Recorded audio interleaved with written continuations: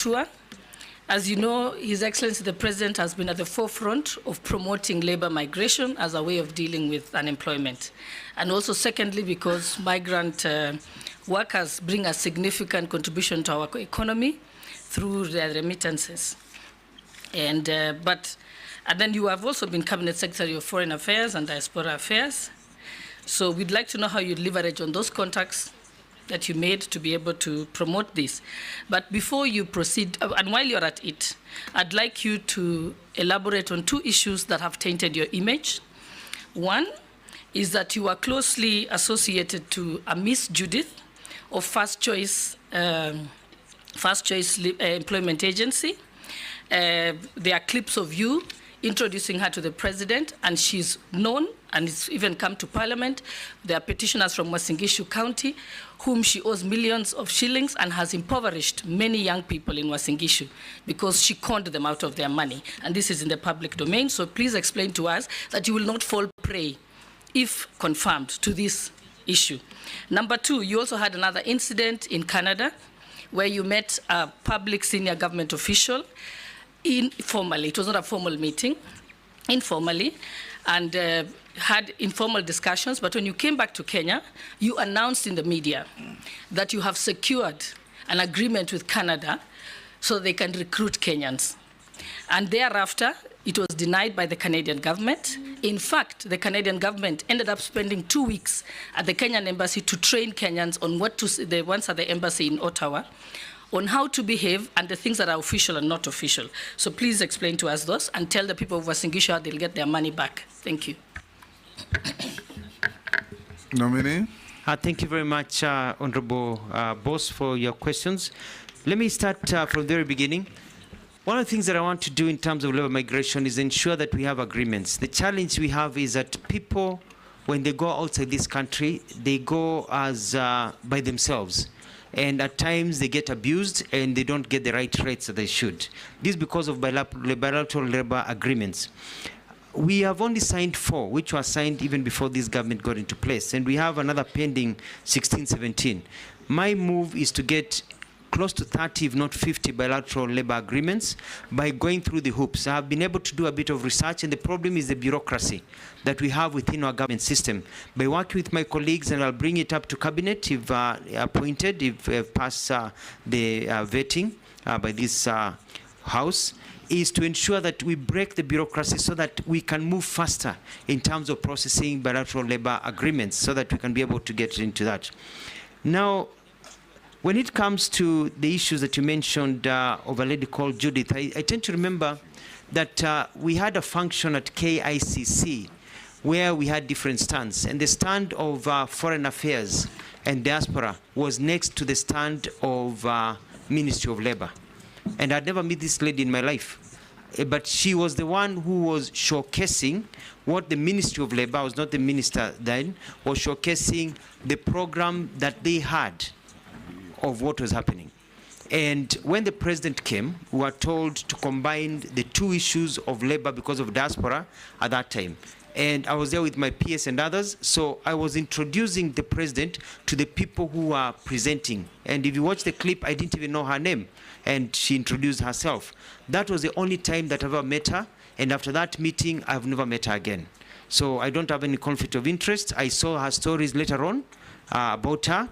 And those are things that, you remember when I was the Minister of Foreign Affairs, I'd even called a meeting to discuss these issues of rogue, employment agencies. And we'll come to, it's an issue that I'll be dealing with squarely. So from my research. Have an undertaking that you'll ensure that the people of Uasin Gishu who lost over 100 million shillings will get them, you'll investigate and get their money back? I'll give an undertaking that I will ensure that the rule of law is applied. And if anybody has to return monies according to the rule of law, we'll make sure we follow the process so that people get their rights. Because it is wrong for people to lose their money through con organizations. That. Now, the issue of Canada is what I would call mischief. When I went to Canada, I had official meetings, not unofficial meetings. And we had an agreement. When I got to Kenya and announced what we had agreed on, immediately an organization, a fake, so-called fake organization, that was promising Kenyans jobs and charging them jobs put out a notice of providing employment to Kenyans. The Canadians were not responding to me. They were responding to that fake announcement to show that clearly that fake announcement quoting the Canadian government was not theirs. It was not an agreement between the two countries. Because of all that, I even had a call from my counterpart at the time from Canada to apologize for the mix-up, because the way the Kenyan media, and it was just basically, they were very clear. It was one of the newspapers, a journalist took it and twisted it. You or your counterpart? Who was apologizing? My counterpart called me to apologize that this had been mistaken, had been taken out of context. And to explain to me that that was not the intent of the statement that they issued. Actually, they were supporting the agreement and the discussions that we had about fighting fake people who have been misleading Kenyans all over, quoting the government of Canada, to say they were not aware of that issue. And we're able to sort out that issue and move on and be able to actually establish systems, which I can discuss later on, about getting seasonal workers to go to these countries. So what is the position with Canada now? See, when you left the ministry, what was the position on that point, on migrant workers? The position of Canada now is that one of the bilateral labor agreements that I'll be following up is that Canada does not sign bilateral labor agreements as a nation with countries, but the provinces, according to their law, are the ones that sign agreements. And what we had agreed about was about getting seasonal workers for Canada. Canadians are looking for seasonal workers so that during the summer, you can go there, you can work for six months or so, and then go back to your country. They already have many seasonal workers from lots of South American countries, from the Philippines, and even other Asian countries, but they don't have many or any from our country. So that is something that is still in process, and it is quite exciting because I got information from some colleagues and some friends from Canada when I was nominated for this position, saying at last now we can revive the conversation and continue from where it was left. Before the next question, your documents that you came with should be handed, Sergeant, to the clerk to verify with what we have on you.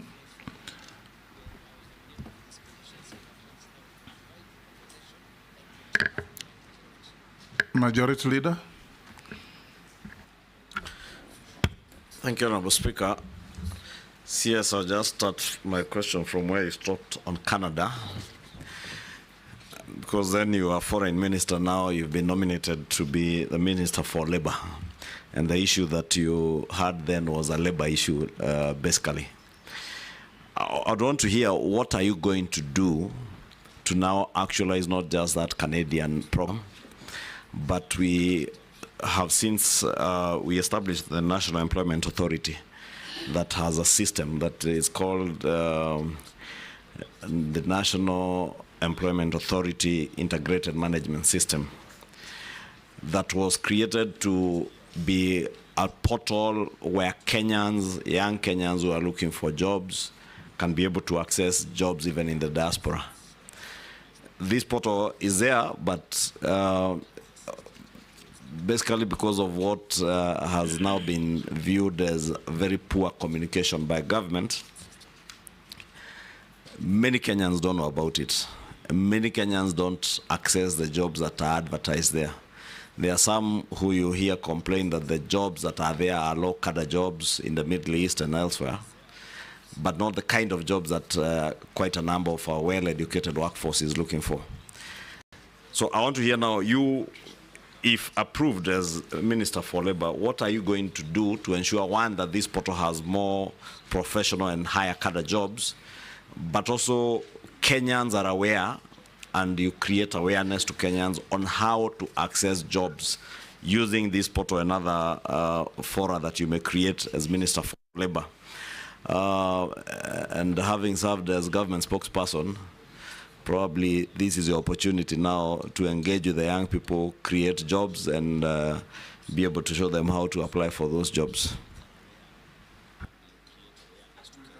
The next, Unit. Thank you, Chair. Chair, my question to the nominee is, the last less than 2 years now, you have traveled a lot in terms of changes from one ministry to another. You started from Ministry of Foreign Affairs, then you went to the Ministry of Tourism, and now you are here to be vetted for the Ministry of Labor. In a brief manner, can you share with us what you have achieved in the Ministry of Foreign and the Ministry of Environment? No, these are the ones, Tourism. Because it will inform us what's ahead of you. Let's take Naisula as well. Thank you, Chairman. Honorable Mutua, on 1st of March 2023, when you were the Cabinet Secretary at the Ministry of Foreign and Diaspora Affairs, you made a very important communication through a note verbal, where you informed diplomatic and consular missions, UN, and other international organizations in Kenya, that it was agreed in the interest of efficiency that the missions may communicate directly with departments, different ministries in the country. And you know now, even in the Ministry of Labor, you'll be dealing still with other countries. It is important for you to share with this committee and also Kenyans what informed your decision then, because normally we know that they write directly to the Ministry of Foreign and Diaspora Affairs, but now they could write directly to other ministries and departments. And the last question that I had is that how do you plan to handle the perennial industrial unrest in most sectors? For example, health, because you, as much as it is in health, you will play a critical role as the CS of Labor, that is in case you are approved and confirmed as the CS of Labor. Minnie, you can answer those three. Thank you, Mr. Speaker. Sir, Majority Leader Honorable Shungwa, thank you very much about the National Employment Authority. And it is true, they have a website that many people do not know about. I've been in government for very long. I've never even looked at that website. And you know the old adage that if you wink at somebody in the dark, you're the only one who knows you're winking. And that is exactly what has been happening. The Kenyans who are looking for work, Mwananchi who is looking for work, has not really known about this portal and what is available. So one of the first things that I'm going to undertake is to have a good marketing campaign to ensure that Kenyans know about the opportunities that are there.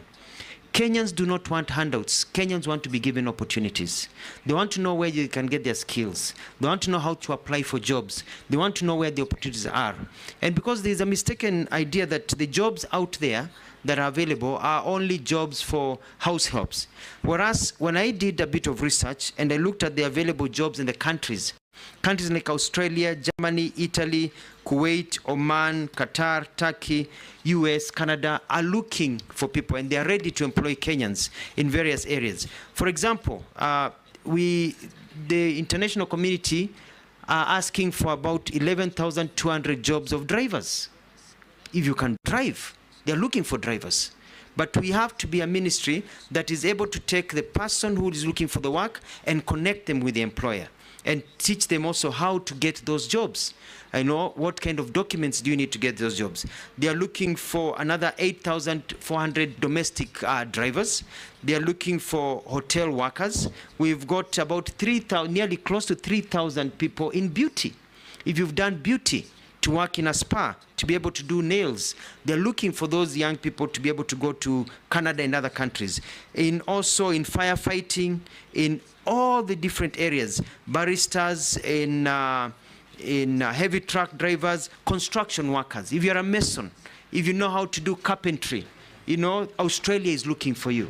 So we are going to make sure that people are able to know that regardless of the field you are in, nurses, doctors, people are looking for Kenyans to be able to work. So as you wait for the economy to grow, because our job is not to send people out of the country, we have to also grow jobs here. As you wait for our economy to grow, in the meantime, do not give up hope. We are going to make sure that we connect you to available opportunities and also help you gain the right skills so that you can be able to get to those jobs. Honorable Jeanette, you asked a question about moving from one to the other. The other day, I was thinking about my good late friend, Honorable John Michuki, who quickly served in the Ministry of Communication and Transportation, as it was called then, and then transited to Ministry of Interior, and then very quickly to the Ministry of Environment.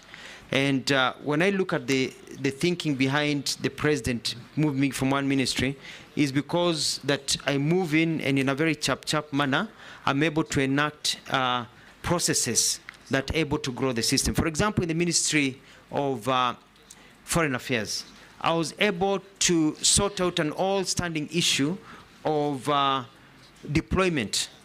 You know, for a long time, people felt that they are deployed according to who knows who.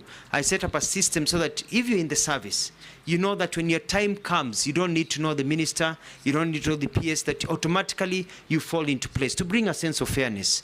I was also able to work through to get a lot of MOUs that had pended to be quickly worked on and to move faster so that we can get into all these agreements so that people can be able to move faster.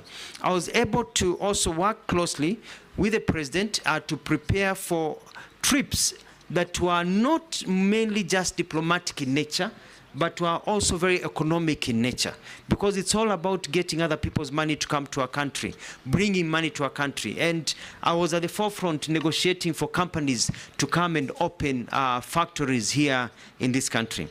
When I moved to the Ministry of Tourism and Wildlife, I quickly looked at where do we get our tourists from? Why are we losing tourists to other people? And by meeting all the stakeholders, I've set up a system where we are concentrating on markets like the African market and other markets that can give us the numbers that we need and the money that we need. I also, by looking at reorganization of how Kenya Tourist Board does its things, is to focus on key areas of marketing our people. So that people can come to this country. I was able to deal with the issues that I talked about, I don't want to repeat myself, about human-wildlife conflict and the arrangement of those things that were done. So I'm very, very proud of the work that we did. But I did not do this because I was sitting in the office. You know, when I got into the office, I spent few hours in the office and more hours on the ground. I started what we called utalii mashinani, because Kenya has so many things to offer. But we've only been selling the beach and the ocean. And I wanted to be able to transform and make every part of this country to be a tourist attraction site. I went to Samburu, I went to Kwale, Kilifi, Narok, Taveta, Laikipia, Makueni, Kitui, Busia. I was in Bungoma, Mombasa, Kiambu, just to mention but a few. I went across this country, and I was still going around this country to look at new tourism circuits so that tourists can keep on coming. I had a very big plan, which I hope my colleague, which I've talked to her, she can continue. And that is transforming our coastal area to be the entertainment zone for the continent of Africa, to be the Miami of Africa, to be the Riviera of Africa, so that people who are landlocked in the continent and others can come just to have a good time at our coastal area, enjoy our culture, and be able to move on. On the final question by Honorable Lesuda about the note verbal, this was done not just by myself, but an agreement after cabinet discussions of how we could cut down the bureaucracy. Because you look at, for example, the amount of money that we get as grants and loans from foreign nations, and the amount of money that we spend of those monies, we are only absorbing 25 to 30%. So here we are crying out that we don't have money for development, yet close to 70% or 65% plus of the monies from donor countries are unspent. Why? Because of bureaucracy. By the time the process goes between an ambassador to come and see a minister for this activation to go from the Ministry of Finance and back, it takes forever. So the idea was, can we speed up? But it was not just a blanket where a minister, an ambassador would wake up and just walk into the office of a minister. No, no, no. You talk to the minister, but you also communicate to the Minister of Foreign Affairs. And when the minister was approached by an ambassador, they communicate to the Minister of Foreign Affairs, and during their meeting, there would be an officer sent from the Ministry of Foreign Affairs to sit in that meeting to take notes. What it was cutting was that direction of not verbal. A letter comes from my office, it goes to the, or comes from an ambassador, goes to the Ministry of Foreign Affairs, the protocol division, spends a day or 2 days there as it's being sorted, goes to the relevant team, it's sent to the ministry takes 2-3 days before the minister sees it, the minister works on it, it comes back, the dates are wrong, and then now it goes back that you need new dates. It can take 2 weeks just to book an appointment of 30 minutes.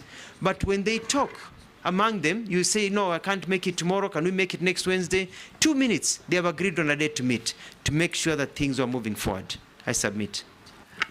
Chairman, there's a question is not answered on the industrial, the strikes, the health, you know, I gave that as an example, but also on what he has said on the note of verbal, the same thing, Chairman, you've been saying about communication. When that was not communicated well, that it was to cut bureaucracy, it sent scares out there, you know, people wondering whether just an officer at any department can now communicate directly with an embassy.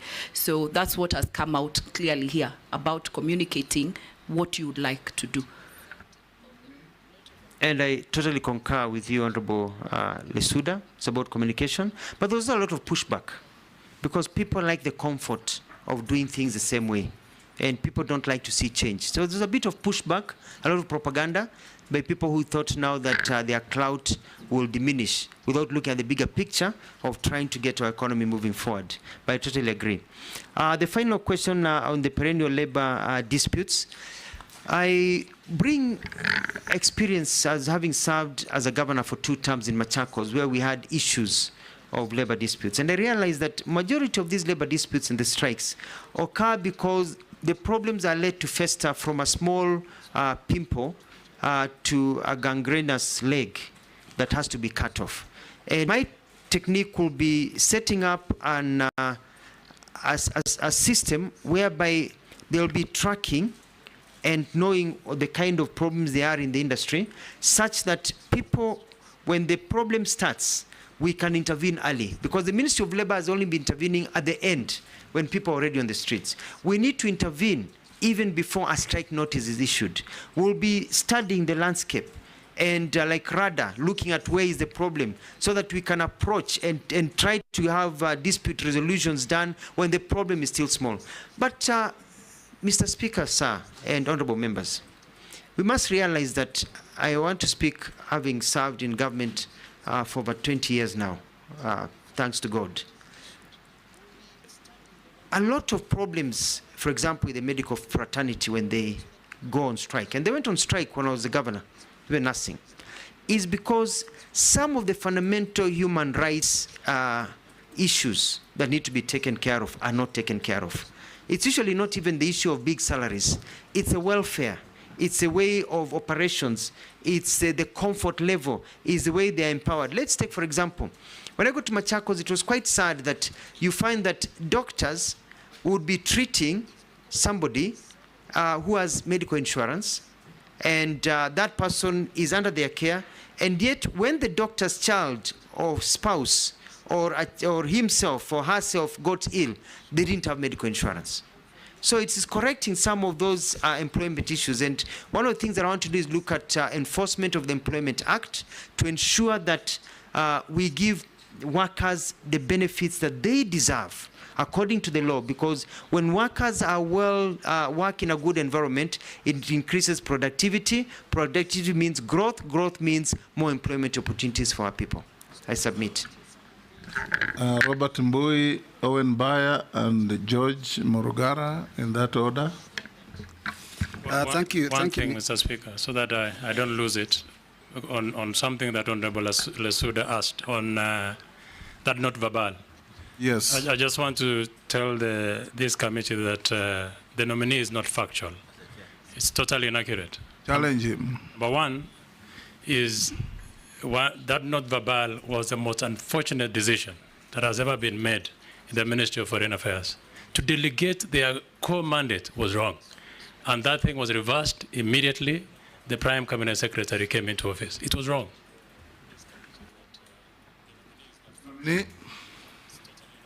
Was it the most unfortunate, not verbal?